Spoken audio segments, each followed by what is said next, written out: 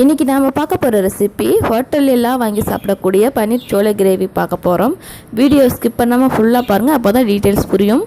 இந்த ரெசிபி எனக்கு தெரிஞ்ச ஒரு ஹோட்டலில் ரொம்ப ஃபேமஸாக இருக்கக்கூடிய ரெசிபி. அவங்ககிட்ட இருந்து அந்த ரெசிபி வாங்கிட்டு வந்து உங்களுக்கு செஞ்சு காட்டுறேன். அஸ்ஸலாமு அலைக்கும், வெல்கம் டு ரியா சமையல். ஒரு காட்டன் கிளாத் எடுத்துருக்கிறேன். அதில் ஒரு அரை டீஸ்பூன் போல் டீ தூள் சேர்த்துக்கலாம். நீங்கள் என்ன வீட்டில் யூஸ் பண்ணுறீங்களோ அந்த டீ தூள் சேர்த்துக்கலாம். அதை அப்படியே ஒரு பொட்டலமாக கட்டிக்கலாம்.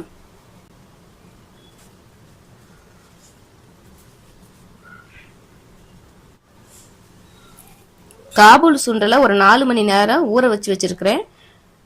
நான் ஒரு 150 கிராம் காபூல் சுண்டல் எடுத்துருக்கிறேன். குக்கரில் ஊற வச்சுருக்க சுண்டலை சேர்த்துக்கலாம். வேகிறதுக்கு தேவையான அளவு தண்ணி விட்டுக்கலாம். நல்லா முழுகிற அளவுக்கு தண்ணி விட்டுக்கலாம். இந்த பொட்டலை பண்ணி வச்சுருக்கிறேன் இந்த டீ பேகை சேர்த்துக்கலாம். டீ டிப் பேக் இருந்துச்சுன்னா அது கூட சேர்த்துக்கலாம், அது இன்னமும் சுலபமாக இருக்கும்.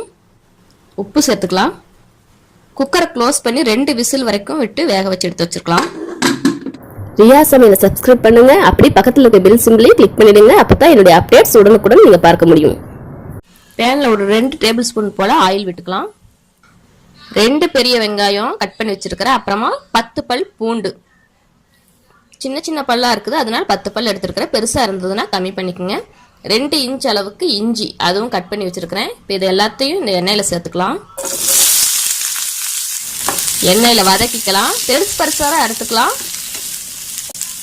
வெங்காயம் நல்லா பெருசாக சேர்த்துக்கலாம், ஏன்னா நம்ம அரைக்கத்தான் போகிறோம்.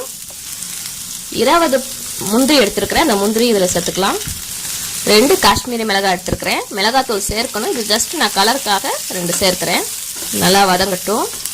வெங்காயம் வதங்கிருச்சு. இப்போ தக்காளி சேர்த்துக்கலாம். 2 தக்காளி எடுத்துருக்கிறேன். தக்காளி சேர்த்துக்கலாம். தக்காளி கொஞ்ச நேரம் வதங்கட்டும். ஓப்பன் பண்ணியாச்சு. இந்த டீ பேக்கை வெளியே எடுத்துடலாம். தண்ணியையும் வடிச்சிட்டு வெறும் சுண்டலை மட்டும் எடுத்துக்கலாம். தக்காளியும் நல்லா வதங்கிடுச்சு. ஸோ ஸ்டவ்வை ஆஃப் பண்ணிவிட்டு இதை நல்லா ஆறட்டும். அரைச்சதையெல்லாம் மிக்சி ஜாரில் சேர்த்துருக்கிறேன். இதை நல்லா தண்ணி விட்டு நல்லா ஒரு ஃபைன் பேஸ்ட்டாக அரைச்சி எடுத்துக்கலாம்.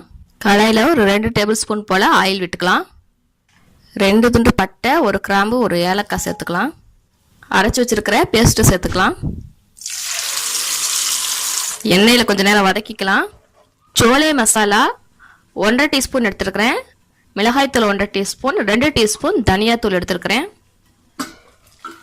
சேர்த்துக்கலாம். இதை நல்லா மிக்ஸ் பண்ணி விட்டுறலாம்.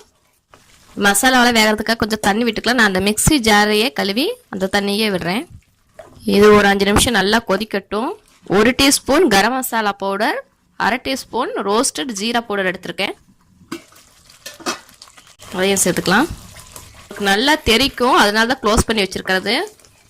பேனில் 1 டேபிள் ஸ்பூன் பட்டர் சேர்த்துக்கலாம். 150 கிராம் பன்னீர் எடுத்துருக்கிறேன். அந்த பன்னீர் இதில் சேர்த்துக்கலாம். பன்னீரை லைட்டாக வதக்கி விட்டுறலாம், எடுத்துக்கலாம். பன்னீரை வதக்கியாச்சு. இதை தனியாக எடுத்து வச்சுக்கலாம். வேக வச்சு வச்சுருக்கிற இந்த சுண்டலை சேர்த்துக்கலாம். கொஞ்சம் தண்ணி விட்டுக்கலாம். சுண்டல் மசாலாவோட கொஞ்சம் நேரம் வேகட்டும்.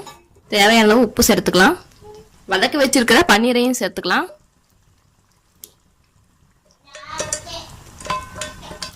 ஒரு 5 நிமிஷம் எல்லாம் சேர்ந்து கொஞ்சம் நேரம் கொதிக்கட்டும்.